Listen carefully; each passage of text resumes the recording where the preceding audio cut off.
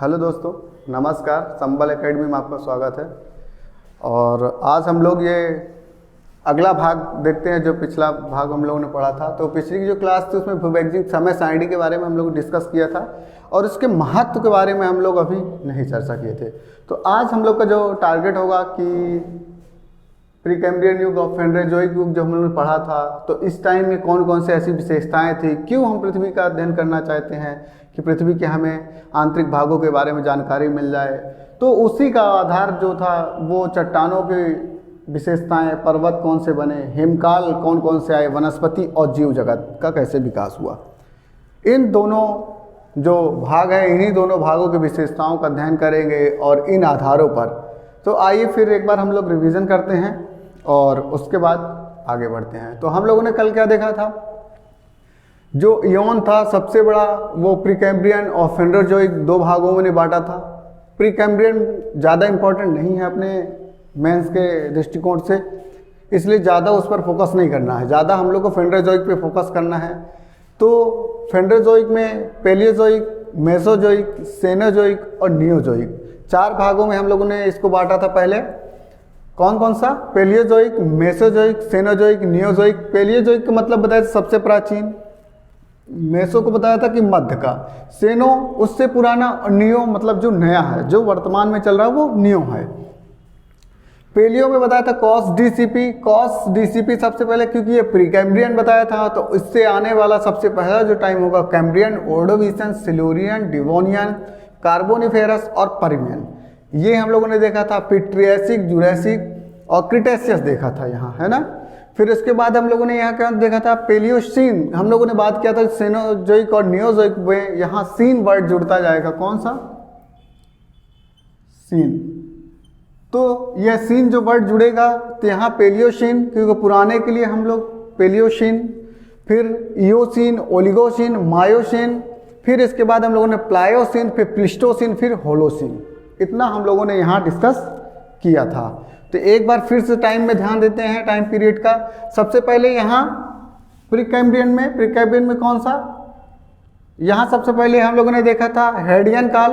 कौन सा, हेडियन काल, आर्कियन काल। आर्कियन के बाद हम लोग प्रोटोजोइक काल देखा था।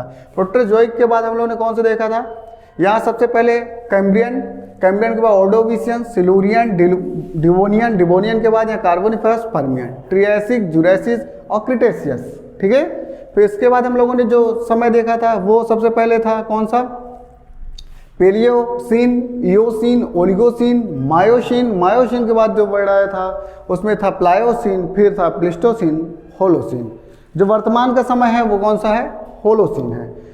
और इन्हीं टाइम पीरियड पे हम लोग यह देखने का प्रयास करेंगे कि किन चट्टानों का निर्माण हुआ, पर्वत कौन से बने, हिमकाल, वनस्पति और जीव जंतु। तो आइए हम लोग बिना किसी देरी का चालू करते हैं। तो सबसे पहले हम लोग चट्टानें देखते हैं, है ना। कौन सी चट्टानें सबसे पहले हम लोग देखते हैं। तो जो चट्टानों का निर्माण हुआ, चट्टानों के निर्माण में सबसे पहले हम लोग ये समझेंगे कि कौन सी चट्टानें किस टाइम में बनी है। तो सबसे पहले हम लोगों ने पहले ही बात कर लिया था कि जो प्रथम चट्टान पृथ्वी की मानी जाती है, प्राथमिक चट्टान जिसे आप बोल सकते हैं, वह चट्टान कौन सी थी, आर्कियन। तो सबसे पहले इसकी जो रॉक्स का फॉर्मेशन हुआ, वह जो चट्टान थी उसका नाम क्या था, आर्कियन। तो यहाँ आप क्या लिख सकते हैं, आर्कियन। ठीक है। ये जो आर्कियन केस था, इस टाइम पृथ्वी ठंडा होना प्रारंभ हो गई थी और इस ठंडे होने से क्या हुआ कि आर्कियन युग की चट्टानों का विकास हुआ। तो यहाँ कौन सी रॉक का विकास हुआ, यहाँ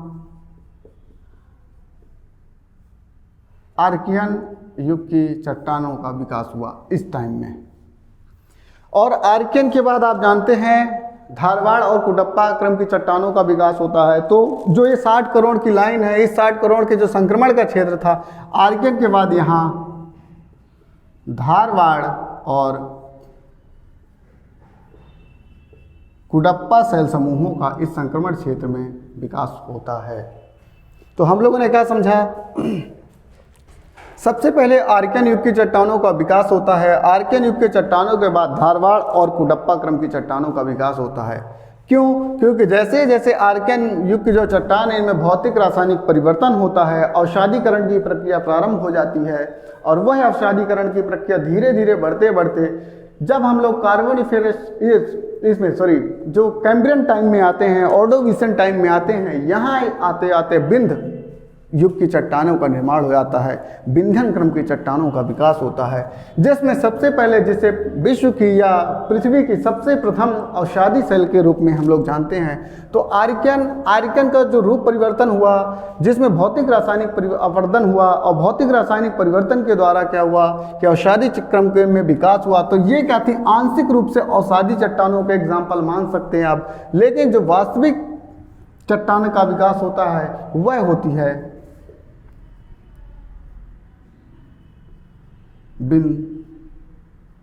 विंध्यन।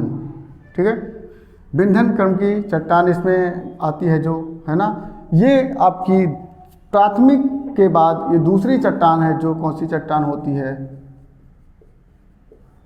अवसादी चट्टान, प्रथम अवसादी चट्टान के रूप में विंध्यन क्रम की चट्टानों का विकास प्रारंभ हो जाता है। विंध्यन क्रम की चट्टानों का विकास किस टाइम में होता है, यह हम लोग यहाँ ध्यान रखेंगे। तो इसकी आप ट्रिक भी जानते होंगे, आधा कभी इसकी ट्रिक है और आगे हम लोग देखते चलेंगे। जैसे तो आर्कियन के बाद जो चट्टानें बनी उनका धारवाड़ और कुडप्पा क्योंकि संक्रमण के क्षेत्र में बन रही हैं, फिर उसके बाद विंध्यन क्रम की चट्टानें बनी जो प्रथम अवसादी चट्टान के यहाँ उदाहरण के रूप में हम लोग देख सकते हैं। इसके बाद जो चट्टान बनती है वो गोंडवाना क्रम की चट्टान बनती है, और गोंडवाना क्रम की चट्टान आप यहाँ देख सकते हैं क्योंकि गोंडवाना क्रम की चट्टानों में गोंडवाना चट्टानों का विकास इस टाइम में होता है। सबसे पहले यहीं क्या होता है, कोयला का निक्षेप हमें दिखाई देगा। तो जो कार्बोनिफेरस टाइम है, हम लोगों ने कल बात किया था, कार्बन के निक्षेप की वजह से इसको नाम कार्बोनिफेरस पड़ा। तो कार्बोनिफेरस में क्या हुआ, गोंडवाना क्रम की शैलों का विकास हुआ जहाँ कोयला पाया जाता है, और वर्तमान में भारत में जो कोयला पाया जाता है वह मैक्सिमम लगभग 90% कोयला गोंडवाना क्रम का है। और नदी घाटियों जो जैसे दामोदर नदी घाटी हो गई, कान्हन घाटी हो गई, पेंच घाटी मध्य प्रदेश की हो गई, और महानदी घाटी हो गई, इनका संबंध कोयले से है जो गोंडवाना क्रम की शैलों से निर्मित हैं। यहाँ हम लोगों ने देखा गोंडवाना शैल के बाद जो बनता है वहाँ दक्कन ट्रैप का निर्माण होता है। जो दक्कन ट्रैप का निर्माण होता है वो उसका टाइम यह होता है, तो यहाँ जो चट्टान बनती है उसे क्या बोलते हैं, दक्कन ट्रैप। इस समय पृथ्वी में ज्वालामुखी का उद्गार होता है जिसका मेन सेंटर होता है दक्कन का पठार, जिसके नाम से आज हम जानते हैं, जिसका विस्तार महाराष्ट्र, गुजरात, मध्य प्रदेश के क्षेत्र में है। तो यह दक्कन ट्रैप का विकास इस समय होता है। दक्कन ट्रैप में क्या होता है कि क्रमबद्ध रूप से ऐसे परतें लेयर्स बनती है, इसलिए इसको ट्रैप का अर्थ होता है सीढ़ी, है ना। तो सीढ़ीदार या परत में क्या होता है, यहाँ दक्कन ट्रैप में बेसाल्ट चट्टान का निर्माण होता है। और तो कहाँ हम लोग देखा, सबसे पहले आर्कियन का भौतिक रासायनिक परिवर्तन, धारवाड़ को डप्पा इसलिए का हुआ, विंध्यन जो क्रम की चट्टान हुई प्रथम अवसादी चट्टान। फिर गोंडवाना में क्या हुआ, जो कार्बोनिफेरस और परमियन का टाइम था जिसे आप पर्मो कार्बोनिफेरस युग बोलते हैं, तो उस टाइम में गोंडवाना क्रम का विकास हुआ। और इसके बाद जैसे यहाँ आप जुरैसिक व क्रिटेशियस, इस टाइम में दक्कन ट्रैप का निर्माण यहाँ प्रारंभ हो जाता है। इसके बाद ये जो टाइम आता है, यहाँ टर्सरी युग की चट्टानों का विकास होता है।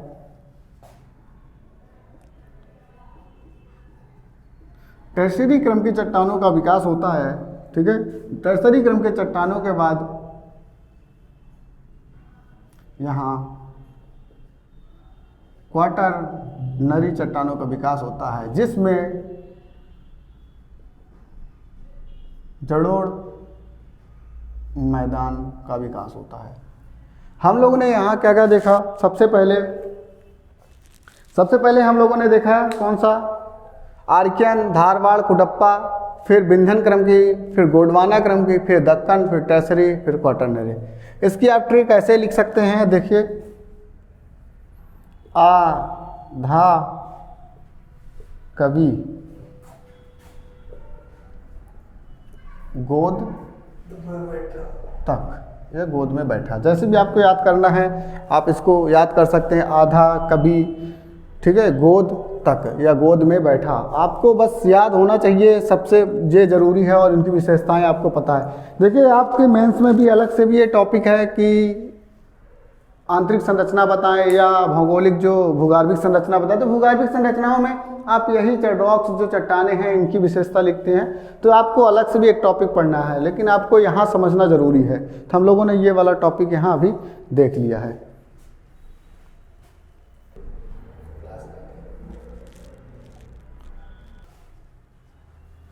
तो हम लोग ये देखें कि इसमें किस प्रकार की चट्टानें पाई जाती हैं। जो अगला हम लोग का बिंदु था ये है पर्वत।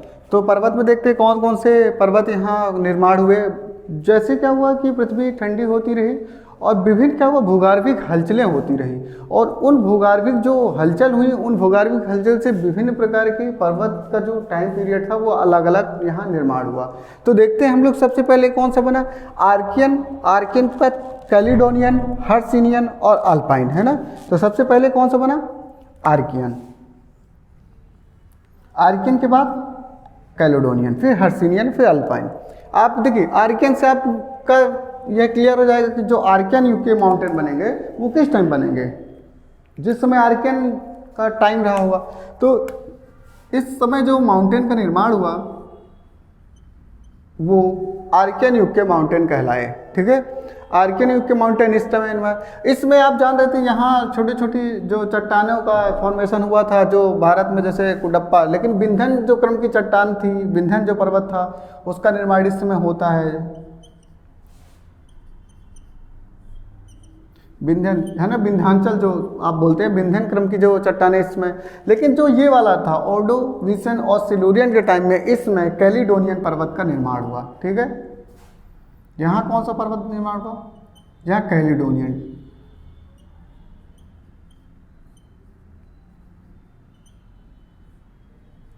कैलिडोनियन माउंटेन का निर्माण कहाँ होता है, इस टाइम में होता है ऑर्डोविशियन और सिल्यूरियन के टाइम में। और इसके बाद जब हम लोग यहाँ आगे बढ़ते हैं तो जो हर्सिनियन जो होता है जो पर्मो कार्बोनिफेरस टाइम था, पर्मो कार्बोनिफेरस टाइम था, इसमें यूरोप का जैसे जूरा पर्वत है, यूरोप का जो मैक्सिमम पर्वत है उसका निर्माण इसी टाइम में होता है। तो इसको क्या बोल सकते हैं हम लोग, हर्सिनियन, है ना। हर्सिनियन यहाँ ये हलचल होती, कैलिडोनियन टाइम की हलचल हुई तो कैलिडोनियन माउंटेन का निर्माण, हर्सिनियन हलचल हुई तो हर्सिनियन माउंटेन का निर्माण हुआ। और फिर जब इस टाइम जाते हैं यहाँ आप जानते हैं अल्पाइन, ये विशेषता क्या है, नवीन मोड़दार माउंटेन है। लेकिन क्या हुआ, अल्पाइन जो क्षेत्र है, अल्पाइन जो क्रम है, इस समय सबसे ज़्यादा जो माउंटेन का विकास हुआ अल्पाइन यूरोपीय क्षेत्रों में हुआ, इसलिए इस पूरे क्रम का नाम क्या दिया गया, अल्पाइन क्रम दिया गया। और इसी टाइम में आप जानते हैं भारत में भी क्या होता है, पर्वत या माउंटेन का निर्माण होता है, जिसका नाम आप देख सकते हैं यहाँ। सबसे पहले जो ये वाला टाइम होता है इसको क्या बोल सकते हैं, सबसे पेलियोसीन और इयोसीन के समय में इसमें ट्रांस हिमालय का निर्माण होता है। यहाँ ट्रांस हिमालय। फिर इस टाइम में आप ओलिगोसीन में जाते हैं, यहाँ बृहद हिमालय का निर्माण होता है। और इस समय जाते हैं तो मध्य हिमालय या लघु हिमालय का निर्माण होता है। और इस टाइम जाते हैं तो यहाँ आपका शिवालिक हिमालय का निर्माण होता है। तो हम लोगों ने क्या देखा यहाँ, सबसे पहले आर्कियन टाइम में आर्कियन युग का माउंटेन का विकास हुआ। फिर आर्कियन के बाद यहाँ विंध्यन आता है, विंध्यन क्रम में छोटी छोटी पर्वत श्रृंखलाएं का विकास होता है। फिर कैलिडोनियन हलचल होती है, कैलिडोनियन जो ऑर्डोविशियन सिल्यूरियन के टाइम में होता है। फिर हर्सिनियन जो पर्व कार्बोनिफेरस के टाइम है उसमें हर्सिनियन हलचल होती है। इन्हीं हलचलों से ही देखेंगे आप, यहाँ आपको कोयले का निक्षेप मिलता है, क्योंकि यहाँ तक क्या होता है, वृक्षों जो बड़े वृक्ष पाए जाते हैं, बड़े पेड़ों का काल कहा जाता है, बड़े वृक्षों का काल कहा जाता है, तो बड़े बड़े वृक्ष पाए जाते हैं। तो जैसे ही हर्सिनियन हलचल होती है तो यहाँ पेड़ क्या हो जाते हैं, नीचे के परतों में दब जाते हैं, और दब जाने से इनके ऊपर लेयर बन जाती है, इसलिए यहाँ क्या हो जाता है, कोयले का निर्माण होता है। फिर इसके बाद अल्पाइन क्रम में आपने देखा, अल्पाइन में जो मोस्टली पर्वत निर्माण हुआ नवीन बलित पर्वत थे, नवीन मोड़दार पर्वत थे, जो पूरे महाद्वीपों में विस्तार पाया जाएगा, वो हम लोग अलग पर्वत का जो टॉपिक करेंगे माउंटेन का, वहाँ देखेंगे। लेकिन यहाँ भारत के परिप्रेक्ष्य में देखते हैं कि यहाँ ट्रांस हिमालय का निर्माण हो रहा है। ओलिगो जो सीन है ना, ओलिगोसीन में बृहद हिमालय का, और मायोसीन में मध्य या लघु हिमालय का, और जो लास्ट में आपका प्लायोसीन है वहाँ शिवालिक हिमालय का विस्तार हो रहा था। तो इस प्रकार से हम लोगों ने ये माउंटेन देख लिया। इसको थोड़ा सा आप ध्यान रखेंगे, जैसे आर्कियन का ए से पकड़ सकते हैं, कैलेडोनियन, फिर हर्सिनियन और अल्पाइन, है ना। तो आर्कियन, कैलेडोनियन और हर्सिनियन। इसके बाद हम लोग जो टॉपिक देखते हैं वो अगला होगा कौन सा, हिमकाल। तो हम लोग ये अगला पार्ट इसमें देखते हैं हिमकाल, है ना। हिमकाल में इसका नाम देख लेते हैं। सबसे पहले जो सबसे पहले आपका नाम मिलेगा वो यहाँ प्रीकैम्ब्रियन है, तो इसको प्रीकैम्ब्रियन नाम से ही आप टाइम बताएंगे। प्रीकैम्ब्रियन काल में बना, पहला हिमएज कब आया, प्रीकैम्ब्रियन काल में आया। जो दूसरा हिमकाल यहाँ आता है वो पर्मो कार्बोनिफेरस, और जो तीसरा आता है वो आता है प्लीस्टोसीन काल में। ये आपको 3 समय याद रखना पड़ेगा। तो हम लोगों ने सबसे पहले देखिए क्या हुआ कि पृथ्वी यहाँ गर्म अवस्था में थी, फिर ठंडी हुई, फिर गर्म होना स्टार्ट हुई, फिर ठंडी होती है, फिर गर्म होती है, फिर ठंडी होती है। फिर अभी क्या हो रहा है, वर्तमान में ग्लोबल वार्मिंग की हम लोग जानते हैं कि ग्लोबल वार्मिंग जैसे प्रभाव दिखाई दे रहे हैं, ग्रीन हाउस जो इफेक्ट है उसका प्रभाव दिखाई दे रहा है। तो पृथ्वी एक बार फिर गर्म होने की जो अवस्था है वो कंटिन्यू अभी आगे बढ़ रही है। और ऐसा विद्वानों को मानना है कि हो सकता है कि 40 से 50 वर्ष के बाद एक छोटा हिमकाल आ सकता है।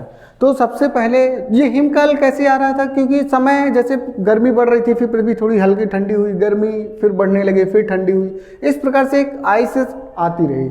और देखेंगे आप अभी आगे की एक आइस एज में भी क्या होता था, बीच बीच में गैप आता था, जैसे उसमें थोड़ी गर्मी बढ़ती थी, फिर ठंडी हो जाती थी, फिर गर्मी आती थी। तो हम लोग अभी इसको देखते हैं।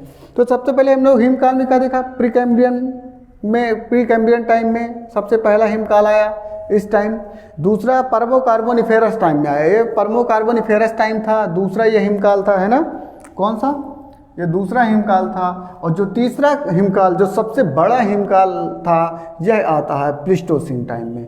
और प्लीस्टोसीन जो टाइम था, उस टाइम का एग्जाम्पल जो आप देख सकते हैं वह है कहाँ, जो ग्रीनलैंड में अभी बर्फ जमी है, जो अंटार्कटिका और अटलांटिक के ऊपर है बर्फ, वो बर्फ की जो परत है जो हिमालय के ऊपर पाई जाती है, जो वो नवीन बलित पर्वत है उनके ऊपर जो पाए जाने वाली अभी हिम भाग है, वह हिम इसी का भाग है। किसका, प्लीस्टोसीन टाइम का।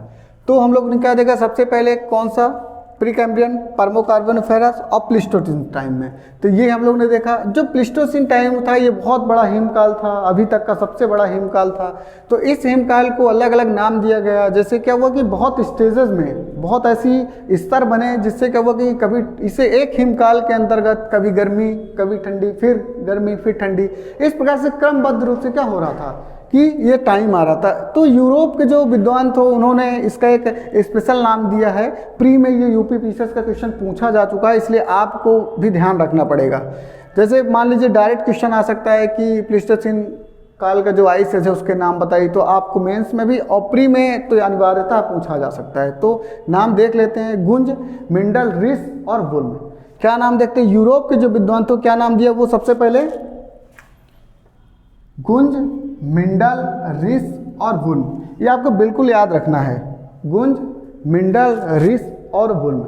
अब यूरोप के जब विद्वान थे उन्होंने नाम दिया, जो भूगोलवेत्ता थे जो इसके अध्ययन में लगे हुए थे, तो अमेरिका भी पीछे रहने वाला नहीं था। उसी को ध्यान में रखते हुए अमेरिका विद्वान बोले हमारे यहाँ भी, क्योंकि ये उच्च अक्षांशों में स्थित देश हैं, उच्च अक्षांश में है, तो यहाँ क्या हुआ है कि आइस का प्रभाव ज़्यादा दिखाई दे, इसलिए नामनेशन का काम तो यही करेंगे। अब हम इंडिया के तो लोग जाएंगे नहीं तो नाम रखें, तो इसलिए इन्होंने ही नामनेशन इसको किया है। तो अमेरिका में इसका जो वहाँ स्थान है, स्थानों के नाम पर क्या है, नेब्रास्कन, फिर कंसान प्रदेश, कंसान, आयोवा के बाद विस्कॉन्सिन, ये जो नाम है ये स्थानों के आधार पर है। इसलिए आप जब मैप पढ़ेंगे, जब मैपिंग करेंगे, तो आपको ये वाले प्लेस पूरे वहाँ मैप में मिल जाएंगे, और मैपिंग में कराऊंगा तो आपको एक एक प्लेस यहाँ दिखा दूंगा। तो क्या क्या नाम है? नेब्रास्का, कंसान, आयोवा और विस्कॉन्सिन। फिर से दोहराइए, नेब्रास्का, कंसान, आयोवा और विस्कॉन्सिन। और यहाँ गुंज, मिंडल, रिस, वुर्म, ये आपको याद रखना है ना। तो हम लोग ने यहाँ देख लिया प्रीकैम्बियन युग में एक आइसेज आया, तो कितने आइसेज अभी तक आ चुके हैं? 3 आइसेज आ चुके हैं। और अगर पूछते हैं जो प्लीस्टोसीन है उसको कितने भागों में, तो 4 भागों में बांटा गया है। ठीक है, तो आइए हम लोग जो अगला जो इसमें पॉइंट है वो अपना वनस्पति है। तो वनस्पति को डायरेक्ट देखते हैं।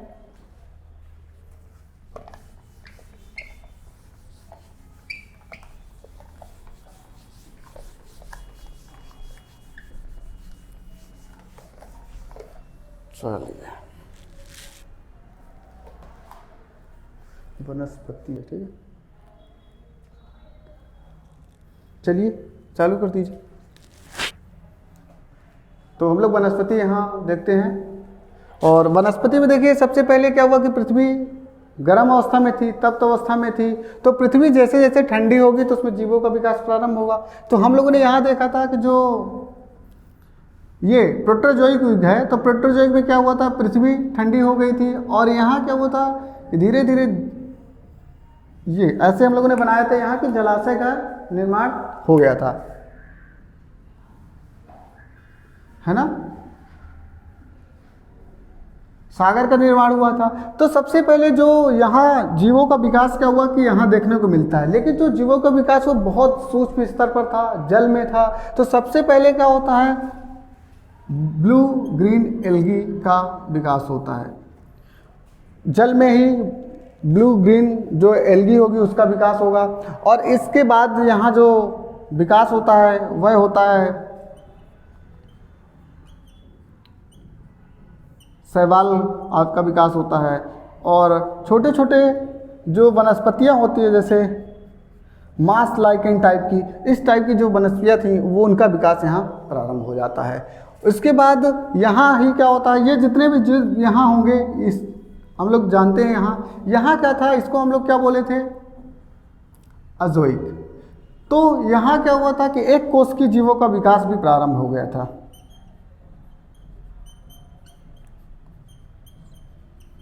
एक कोष की जीवों का विकास भी प्रारंभ हुआ। तो अजोइक में हम लोग पढ़े थे कि ये जो 60 करोड़ की लाइन है, 57 करोड़ की जो लाइन है, इसके जो पीछे का समय होगा वहाँ जीवाश्म नहीं पाया जाएगा, और इसका जो आगे का टाइम होगा इसको क्या बोला गया था, जोइक।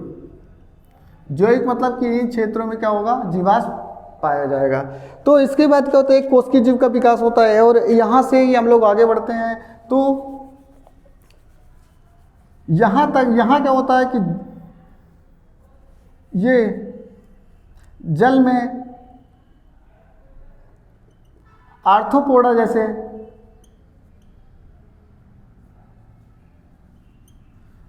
जीवों का विकास होना प्रारंभ हो जाता है। और इसके बाद जैसे जैसे हम लोग फिर ऐसे आगे बढ़ते हैं तो यहाँ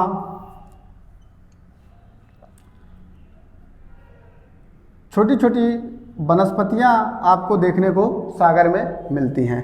समुद्र में जो जलीय भाग है वहाँ वनस्पतियाँ यहाँ प्रारंभ हो जाती हैं मिलना। और जो सिल्यूरियन टाइम है, इस टाइम तक जो रीढ़ वाले जीव हैं, है ना, रीढ़ वाले जो जीव हैं छोटे छोटे, उनका विकास यहाँ प्रारंभ हो जाता है।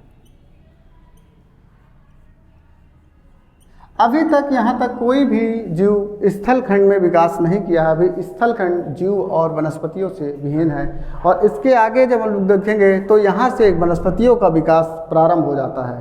ठीक है, यहाँ से क्या होता है, वनस्पतियों का विकास चालू हो जाता है, और वनस्पतियाँ यहाँ से स्थल भाग में विकास करना प्रारंभ करती हैं। और स्थल खंड से जैसे जैसे हम लोग आगे बढ़ते हैं तो इस समय बहुत बड़े बड़े वृक्षों का विकास होता है।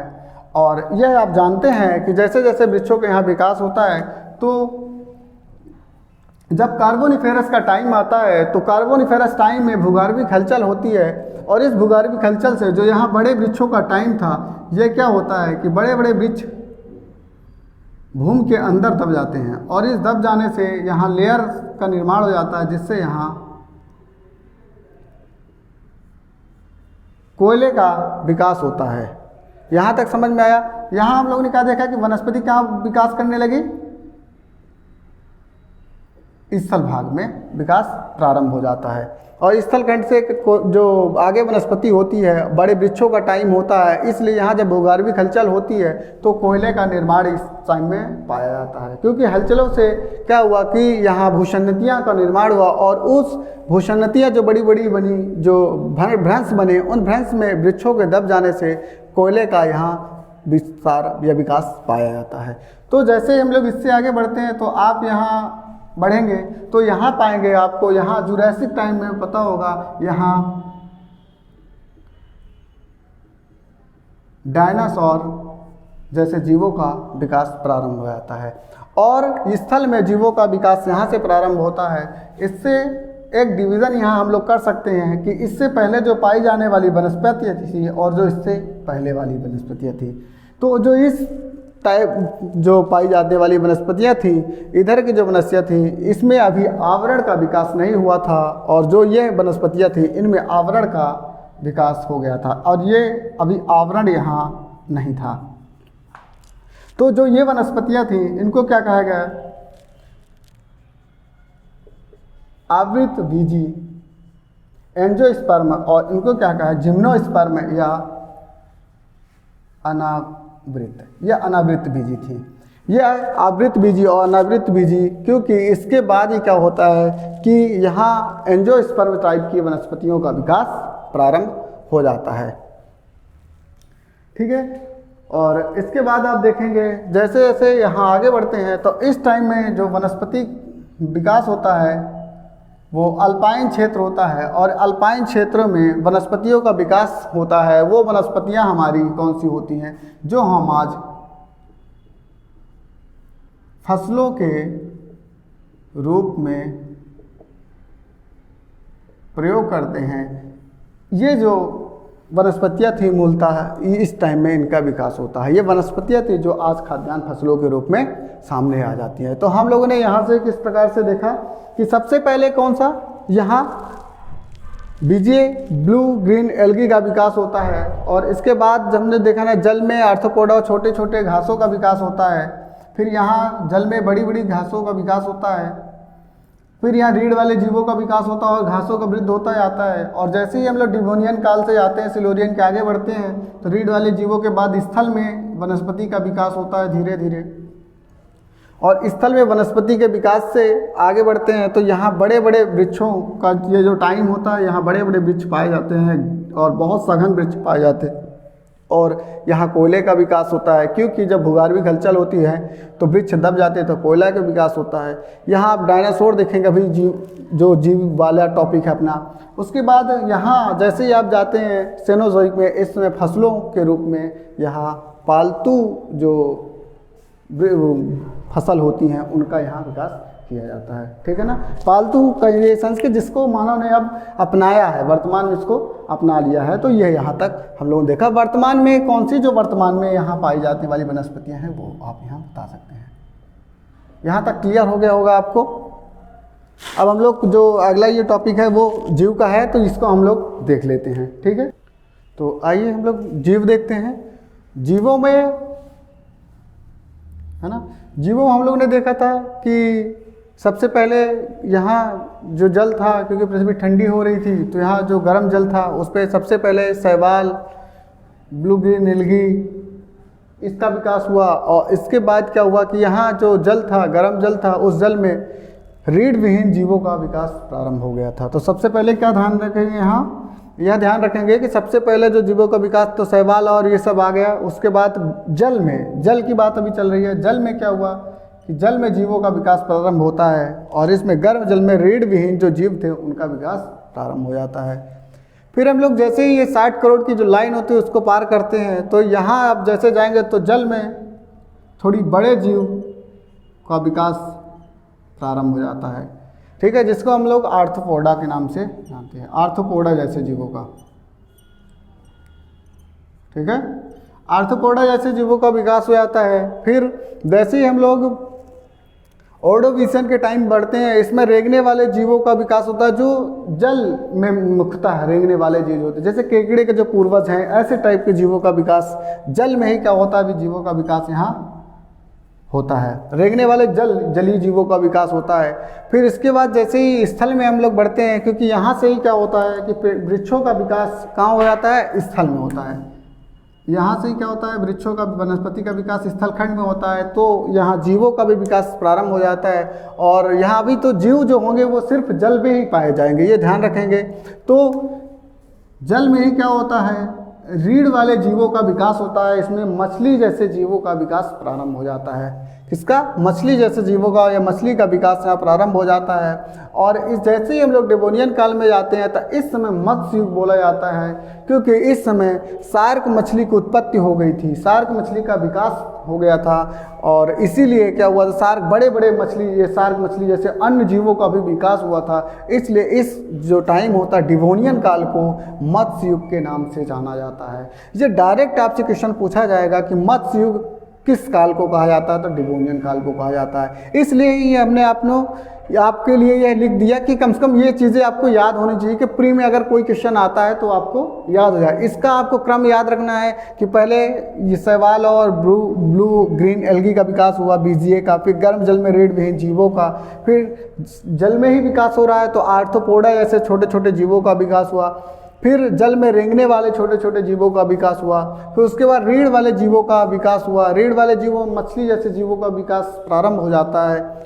और जैसे ही आगे बढ़ते हैं तो बड़ी मछली, शार्क जैसे मछली का उत्पत्ति हो जाती है। और यह उत्पत्ति के वजह से, इस उत्पत्ति के ही वजह से मत्स्य युग कहते हैं। और जैसे जैसे डिवोनियन से हम लोग कार्बोनिफेरस टाइम में आते हैं तो यहाँ आप जानते हैं कि हिमकाल आता है। हिमकाल आता है तो जो जलीय जीव होते हैं वो स्थल खंड में रुकने प्रारंभ कर देते हैं। और इस हिमकाल का ही प्रभाव रहता है कि यहाँ उभयचर जो जीव होते हैं, उभयचर जीवों का विकास होता है। क्योंकि जब हिमकाल आता है तो हिम जम जाता है। जैसे जमना प्रारंभ होता है तो कुछ जीव जैसे ही किन क्षेत्रों में, स्थल खंड वाले क्षेत्रों में, शुष्क वाले क्षेत्रों में प्रवास करते हैं, जिससे यहाँ उभयचर जीवों का विकास प्रारंभ हो जाता है।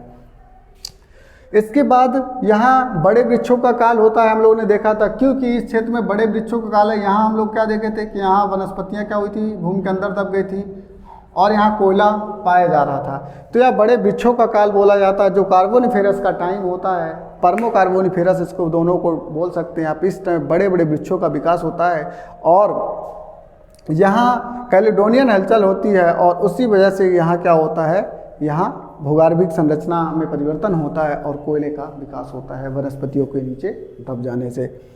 इसके बाद जैसे ही हम लोग यहाँ 23 करोड़ की जो लाइन है यहाँ पहुँचते हैं तो इस समय जीवों का विकास स्थल खंड में प्रारंभ हो जाता है और रेंगने वाले जीवों का विकास यहाँ चालू होता है। और स्थल खंड में रेंगने वाले जीवों का विकास यहाँ से प्रारंभ माना जाता है ट्रियासिक काल से। ट्रियासिक काल से रेंगने वाले जो जीव हैं उनका विकास स्थल खंड में हो जाता है। और जुरासिक काल में आप जानते हैं डायनासोर का काल ये है, डायनासोर यहाँ पाए जाते हैं। और यहाँ से ही क्या होता है कि जलचर, स्थल और नभचर तीनों जीवों का विकास प्रारंभ हो जाता है। क्योंकि आप डायनासोर को देखे होंगे कि डायनासोर में यह तीनों गुण पाए जाते हैं। क्योंकि डायनासोर कई प्रकार के आपने देखा होगा कि जलचर, स्थल और नभचर, इस प्रकार से यहाँ डायनासोर का विकास होता है। इसके बाद धीरे धीरे जब आप क्रिटेशियस काल तक जाते हैं तो यहाँ डायनासोर विलुप्त होना प्रारंभ हो जाते हैं। क्योंकि विद्वानों का ऐसा मानना है कि इस समय पृथ्वी में बड़े बड़े उल्कापात हुए और उन उल्कापातों से जीव नष्ट हो गए, उसमें मुख्यतः डायनासोर थे।